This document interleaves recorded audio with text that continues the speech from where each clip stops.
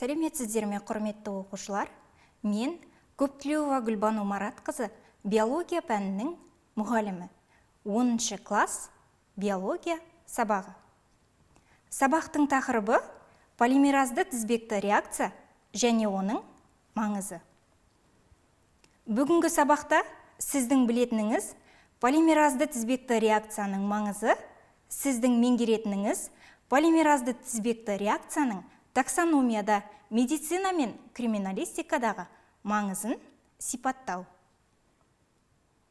Бүгінгі тақырыпта сіздер мынадай термин сөздермен жұмыс жасайсыздар. Полимеразды тізбекті реакция, термофильді ДНК полимераза, гибридизация, элонгация, амплификация және де ПТР диагностика. Полимеразды тізбекті реакция бұл молекулалық биологияның экспериментальды әдісі. Биологиялық материалдар нуклеин қышқылының белгілі фрагментінің аз концентрациясын көбірек игеру. Полимеразды тізбекті реакцияны 1983 жылы Кери Мулис ашты. Осы ашқан жаңалығы үшін Нобель сыйлығына ие болды. Полимеразды тізбекті реакцияның қолданылу аясы өте ауқымды. Атап айтсақ, медициналық диагностика, инфекциялық, онкологиялық, генетикалық ауруларды диагностикалауда, ауыл шаруашылығында, жеке идентификация, яғни мүшелер мен тіндердің трансплантациясы, генетикалық жағынан әкелікті анықтауда, тағам патогенділігінің диагностикасында, сонымен қатар криминалистика салаларында да полимеразды тізбек реакциясы кеңінен қолданылады. Полимеразды тізбекті реакцияның қолданылуы жөнінде келесі бейнекөріністен көре аласыздар. 1950 жылдан бастап ғалымдар ДНК-ның бізді қалай әртүрлі ететін зерттеу әдістерін дамытып келеді. Және олар осы зерттеулер барысында ойламаған жерден қазіргі қылмыстарды ашудың негізгі құралын ойлап тапты. ДНК жасушаның генетикалық материалы, және ол ағзаның сызбасы іспеттес. Адамның ДНК-сы шамамен 3 миллиардтай негізден тұрады, және олардың 99%-дан артығы барлық адамдарда бірдей болады. Бір жұмыртқалы егіздерді есепке алмағанда, 1% айырмашылық адамдардың ДНК-сы бірдей болмайтынын білдіреді. Оқиға болған жердегі күдіктінің кінәлі немесе кінәсіз екендігін генетикалық материалдан жиналған ДНК көмегімен анықтауға болады. 1960 жылдары ДНК сараптамасы үшін көптеген биологиялық материалдар талап етілді, және сараптама нәтижесінде тек қан құрамын ғана анықтай алуға болатын. Қылмыс орнында жеткілікті қан немесе тері мөлшері болған бірнеше жағдайларды есептемегенде, қанның 4 негізгі тобының болуына қарамастан, бұл алғашқы тәсілдер қылмыскерді табуға көмектесе алмады. Бірақ 1984 жылы шектелген фрагментті талдау полиморфизмі әдісі ойлап табылды. Бұл ДНК дактилоскопия деп аталады. Жеке тұлғаның нақты қылмысын ашу үшін 1987 жылы ДНК сараптамасы алғаш рет қолданылды. Ғалымдар сараптама үшін әлі күнге дейін ДНК-ның үлкен үлгілерін қажет етеді, сондықтан көбінесе қан үлгісі қажет болады. Бұл жаңа әдіс қылмысқа қарсы маңызды құрал ретінде танылғанға дейін, және бүкіл әлемде қылмыскерлерді ұстау үшін үлкен ДНК мәліметтерінің базасы құрылғанға дейін болды.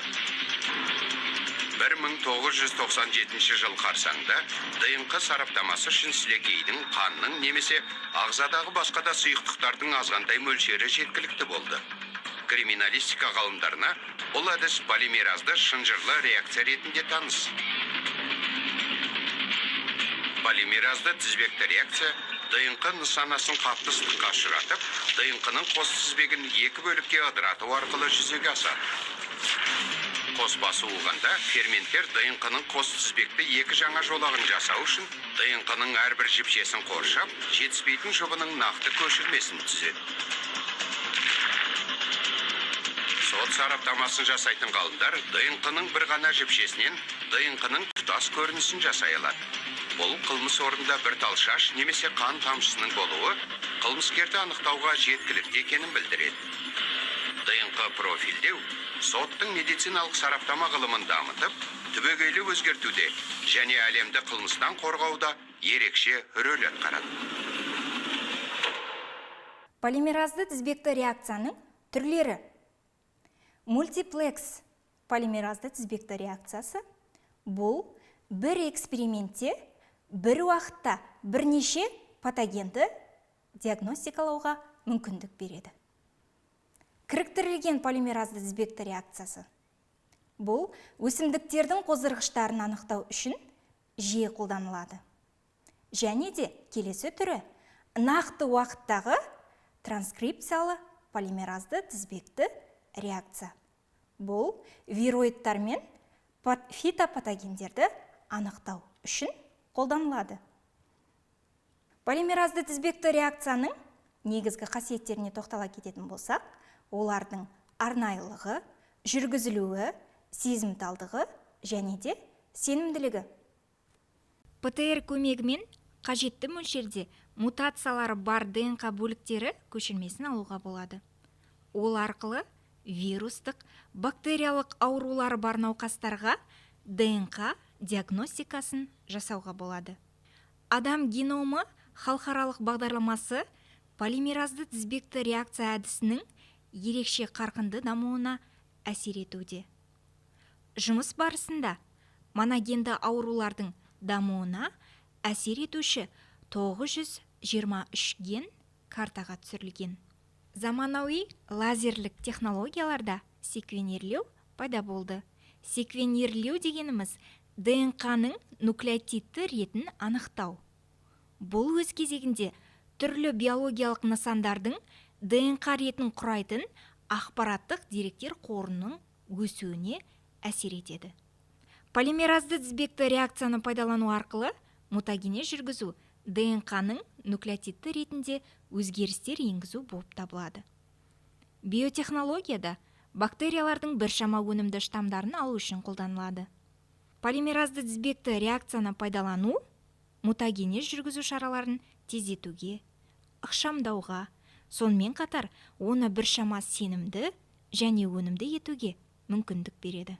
Оқушылар, олай болса, полимеразды тізбек реакциясы қалай жүреді және де оған қандай компоненттер қажет екендігін қарастырайық. Бірінші, ДНК үлескісі, праймерлер, нуклеотидтер, таг полимераза, буфер, ПТР сынауық және де термоциклер аспабы қажет.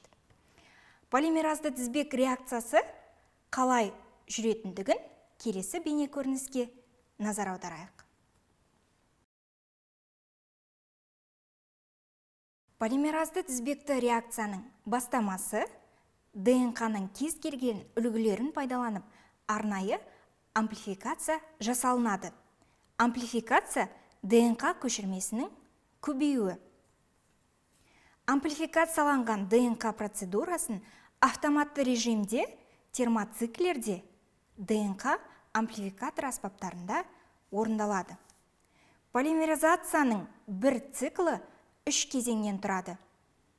Алғашқы кезеңі денатурация. Бұл кезеңде қоспаны 95 градус температураға дейін қыздырады. Зерттелетін екі тізбекті ДНК денатурацияланып, бір жіпшелі формаға ауысады.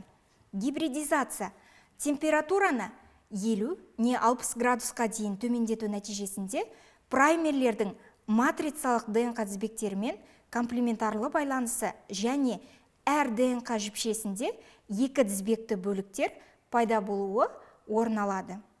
Үшінші кезеңі элонгация. Матрицалық ДНК-ға комплементарлы ДНК жіпшелерінің ұзаруы. Термофильді полимераза 5 штрихтен 3 штрихке қарай катализденеді. Бұл кезеңдерінің әрқайсының ұзақтығы ондаған секундтан бірнеше минутқа дейін созылады. Толық цикл 1-ден бірнеше минутқа дейін жалғасады. Олай болса оқушылар, полимеразды тізбекті реакцияның негізгі үш кезеңін атап өттік.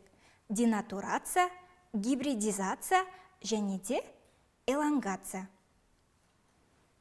ПТР әдісімен анықталуы мүмкін аурулар: вирустық және бактериялық пневмония, туберкулез, қызылша, қызамық, сальмонеллез, дифтерия, жұқпалы гепатит, житс ауруы, тырысқақ, түймешік және де кене энцефалиті ауруын ПТР әдісі арқылы анықтауға болады. Полимеразды тізбекті реакция диагностикасы ана құрсағындағы кезеңде де, жаңа туған сәбиде де инфекцияның болуын нақты анықтауға мүмкіндік береді. Кейде дәрі кейбір адамдарға уытты немесе аллергенді әсер етеді. Бұл дәрі-дәрмектерді организмнің қабылдауы мен зат алмасудың жеке айырмашылықтарына байланысты болады. Мұндай айырмашылықтар генетикалық деңгейде анықталады. Мысалы, бір емделушіде белгілі бір цитохром, яғни бөгде текті заттардың зат алмасуына жауап беретін нәруыз белсенді болатын болса, екіншісінде белсенділігі төмен болуы мүмкін. Осы емделушінің цитохромының түрі қандай екенін анықтау үшін дәрі ішудің алдында полимеразды тізбекті реакциялық талдау жүргізу ұсынылады. Бұл дербес медицина деп аталады. Ал талдау алдын ала генотиптеу деп аталады. Полимеразды тізбекті реакция диагностиканың нәтижесі. Емделуші үшін ПТР диагностика нәтижесі оң немесе теріс болуы мүмкін. Теріс дегеніміз дұшпандық ДНК іздері анықталмаған және сау адам.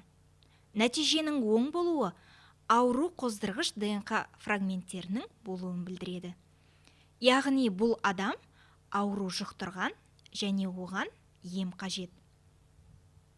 ПТР диагностика науқаста ешқандай ауру белгілері жоқ болса да жиі оң нәтиже береді. Дегенмен, бұл ПТР диагностиканың қате екендігін білдірмейді. Керісінше, аурудың өте ерте кезеңін білдіреді.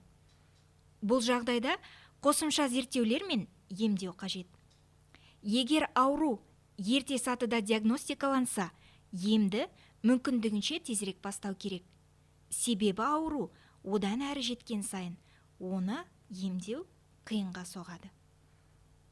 Полимеразды тізбекті реакцияның артықшылықтары: клиникалық ақпарат алу, талдаудың дәлдігі, сынау үлгісінде патогенді аурудың ДНК бөлігін 100-ден есе үлкейтіп көру, анализ ұзақ уақытты алмайды, өте жылдам жасалынады. Бір мезгілде бір биологиялық сынамада бірнеше микроорганизмді анықтау. Олай болса оқушылар, бүгінгі тақырыпты меңгерсек, келесі тапсырмаларды орындайық. Бірінші тапсырма: терминдер мен олардың анықтамалары арасындағы сәйкестікті орнатыңдар. ДНК амплификатор оптималды уақыт пен температуралық көрсеткіштерді таңдауға мүмкіндік беретін аспап. Праймерлер ДНК молекуласының полимеразды тізбекті синтезінің қозуы үшін қажет нуклеин қышқылының қысқа фрагменті.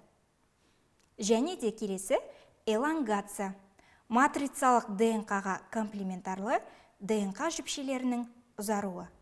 Келесі тапсырма: берілген компоненттердің ішінен полимеразды тізбекті реакцияның жүруі үшін қажетті компоненттерді көрсетіңіз.